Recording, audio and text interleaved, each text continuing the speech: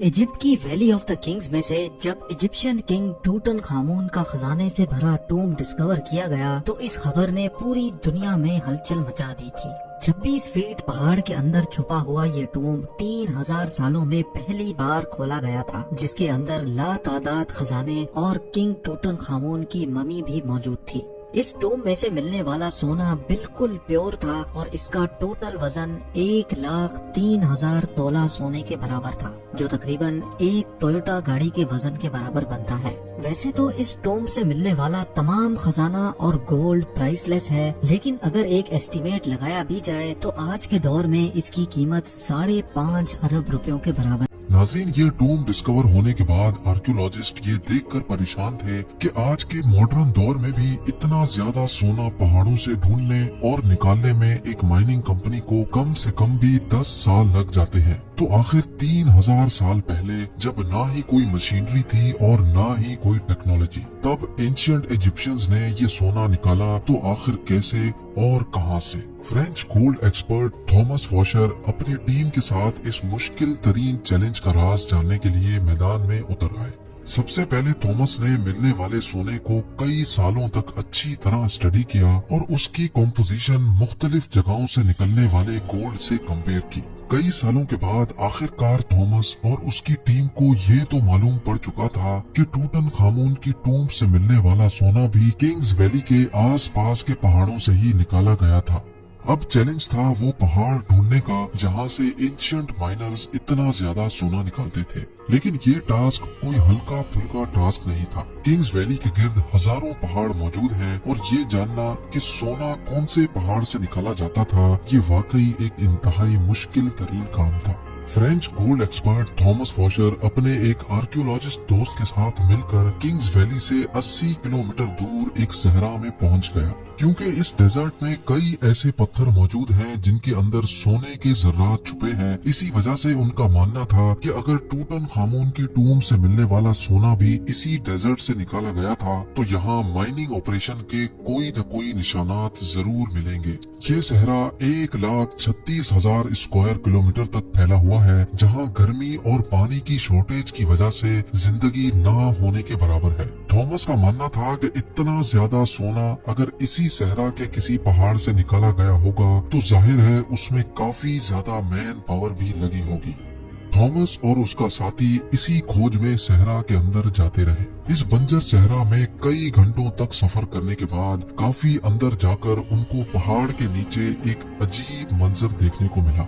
करीब जाकर मालूम पड़ा कि ये एक कदीम जमाने का कुआं था जो पूरी तरह से खुश्क पड़ा हुआ था। ये बात तो जाहिर थी कि ये कुआं किसी दौर में यहाँ से गुजरने वाले काफिलों को पानी फराहम करता था, लेकिन हैरत अंगेज तौर पे यहाँ कुछ और भी था जो इस कुएं से भी ज्यादा इम्पोर्टेंट था। जी हाँ, थॉमस और उसके साथी को यहाँ एक पुराना कमरा भी बना हुआ दिखा जो अंदर से एक इबादत गाह का मंजर पेश कर रहा था। इस कमरे की दीवारों और छत पर काफी मेहनत से पत्थरों पर कार्विंग करके पेंटिंग्स बनाई गई थी। जब इस आर्ट वर्क को गौर से देखा गया तो इसमें एक ऐसा राज छुपा था जिसको देखकर यकीन करना मुश्किल था। थॉमस के साथ आया दोस्त जो कि एक आर्कियोलॉजिस्ट था, उसने बताया कि इस पेंटिंग में वही राज छुपा है जिसकी तलाश में हम लोग निकले हैं।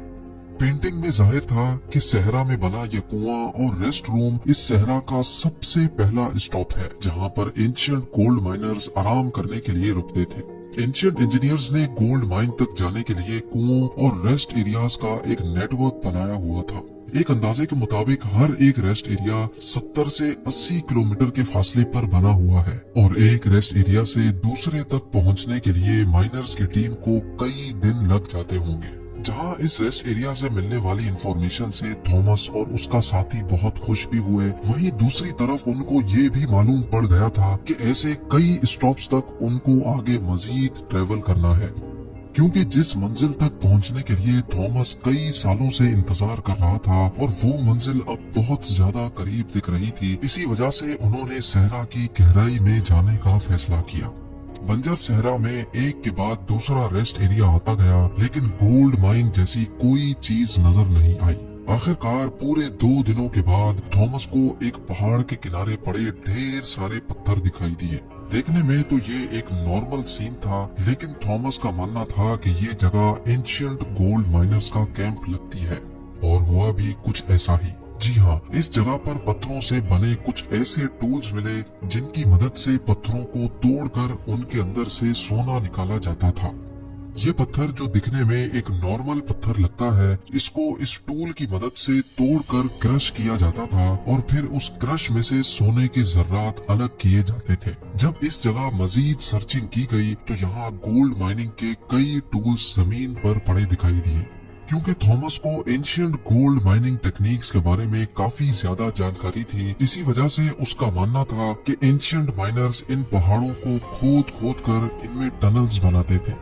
इन टनल्स में खास किस्म के पत्थर ढूंढकर उनको इस माइनिंग कैंप में लाया जाता था, जहां वो इस वक्त मौजूद है। माइनिंग कैंप में मौजूद माइनर्स की दूसरी टीम इन पत्थरों को क्रश करके इनमें से सोना निकालती थी और फिर वो सोना किंग्स वैली में भेजा जाता था। थॉमस को एक एंशियंट गोल्ड माइनिंग कैंप तो मिल चुका था, लेकिन अफसोस इस बात का था कि जिन टनल्स की वो बात कर रहा था, ऐसा एक भी टनल उसको दिखाई नहीं दिया। शायद हजारों साल पहले खोदे गए टनल्स कमजोर थे और अर्थक्वेक्स की वजह से कोलैप्स हो चुके थे।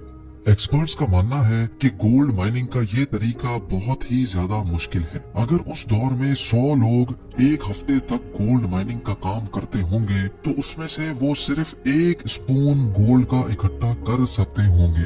यानी ये कहना बिल्कुल भी गलत नहीं होगा कि टूटनखामुन की टूम से मिलने वाला गोल्ड माइन करने में हजारों एंशियंट माइनर्स एक ही वक्त में काम करते थे, लेकिन फिर भी उनको ये टास्क कंप्लीट करने में कई साल लगे होंगे। माइन किया गया सोना छोटे छोटे जर्रात की फॉर्म में किंग्स वैली में भेजा जाता था, जहां पर एक अलग टीम उनको मुख्तलिफ शेप्स में डालती थी, जिसमें टूटनखामुन का death mask, coffin, statues, jewellery, chairs और गोल्ड चैरियट भी शामिल था। 1922 में जब हॉवर्ड कार्टर ने ये टूम डिस्कवर किया था, तब उसमें 5000 मुख्तलिफ किस्म की चीजें मौजूद थी। इन तमाम चीजों का कैटलॉग बनाने में ही ब्रिटिश आर्कियोलॉजिस्ट को पूरे 10 साल लग गए थे।